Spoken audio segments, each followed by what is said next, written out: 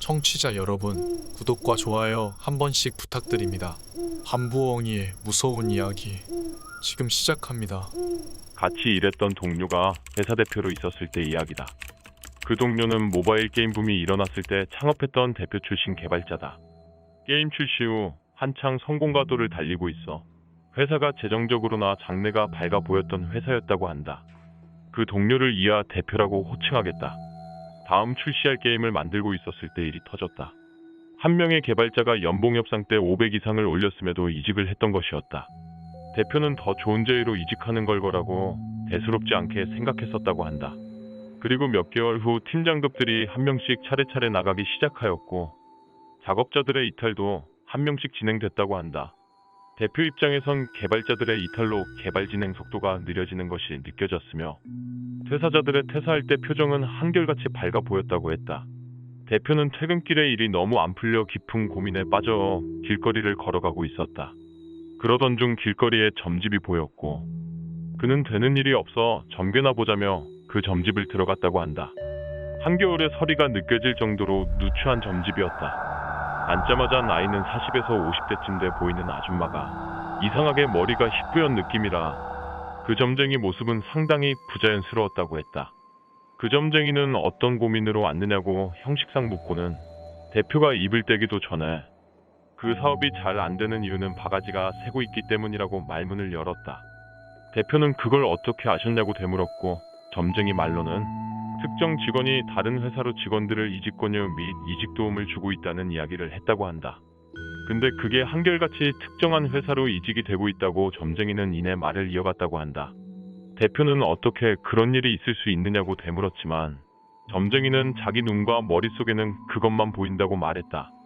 그래서 대표는 억울함에 자기는 폭언이나 직원 대우를 이상하게 한 것도 없다고 이야기를 이어갔지만 그 점쟁이는 대표의 잘못이 아니라며 애당초 그 이직을 종용할 목적으로 입사한 직원이 문제라며 이어갔다. 그 회사 재무제표를 떼어보는 것이 좋겠다는 이야기를 끝으로 대표에겐 참으로 딱한 상황이라 복채 비는 받지 않겠다고 점쟁이는 말을 했다. 그래도 대표는 미안한 마음에 돈을 주었고 돈을 주는 순간 점쟁이는 40대 남자 직원이라고만 이야기를 전해주었다. 그 회사는 40대들이 꽤 많아서 대표는 어림짐작밖에 할 수 없었다. 그리고 대표는 퇴근길에 답답한 마음에 소주를 5병 사서 집에서 마신 후 골아떨어졌다. 그리고 출근한 다음 날 대표에게 2명의 직원이 퇴사한다고 했고 그 직원들에게 연봉을 올려준다고 회유했지만 붙잡지 못했다. 그리고 몇 개월이 지나 점쟁이가 이야기한 그 재무제표를 떼어보는 것이 좋겠다는 말이 떠올라 직원들이 어떤 회사로 이직하는지 알아보기로 했다. 레퍼체크를 통해 특정 회사로 직원들이 전원이동 중인 것을 발견하였고 그 회사 이름을 토대로 대표는 인터넷 재무정보 사이트에서 5,000원을 결제 후 재무제표를 보았다. 점쟁이 말대로 확인해본 재무제표에는 전 직장 직원이 이사로 등재되어 있는 것을 발견했다. 그 대표는 충격을 받고 회사 사무실에서 기절했고 깨어보니 꼬박 하루가 지나가 있었다고 한다. 대표는 그 충격으로 왼쪽 사지가 마비가 왔으며 병명은 뇌출혈이었다고 한다. 나는 듣고 있던 내내 의문이었다. 직원이었던 그 회사 재무상 이사를 소송 걸어야 되지 않느냐고. 돌아온 답변은 짧고 간결하였다. 소송을 걸어서 진행하던 와중에 개발자들은 전원 이탈하였고 개발이 지연되면서 투자금도 결렬되어 자연스럽게 자본금 잠식으로 대표의 회사는 망했다. 말 그대로 경쟁사에 의한 회사의 계획적 부도였던 것이다. 이야기를 들으면서 내가 대표였다면 어땠을까 하는 생각에 간담이 서늘했다. 그리고 대표는 소송을 진행하며 꼬박 1년을 소비했고 그 점집이 또 생각나 답답한 마음에 소송은 어떻게 될지 물어보러 갔다고 한다. 점쟁이는 대표가 앉자마자 이번엔 법에 대한 일이냐고 물어봤다. 대표는 그렇다고 했고 점쟁이는 기억을 조금 더듬더니 표정이 이내 어두워졌다. 경쟁회사 임원이라는 작자가 대표에게 양밥을 걸었다고 한다. 대표는 양밥이 무엇이냐고 물었고 점쟁이는 간결하면서도 쉽게 당신에 대한 저주라고 대답했다. 그리고 이내 대표의 몸을 쓱 보더니 안 좋은 곳이 이미 몇 군데 있지 않느냐고 말을 이어갔다. 대표는 충격으로 한번 쓰러진 후 몸의 왼쪽 사지가 대체로 움직이는데 불편해졌다고 대답했다. 그러자 점쟁이는 뇌출혈이 올 수밖에 없는 양밥을 걸었다고 했다.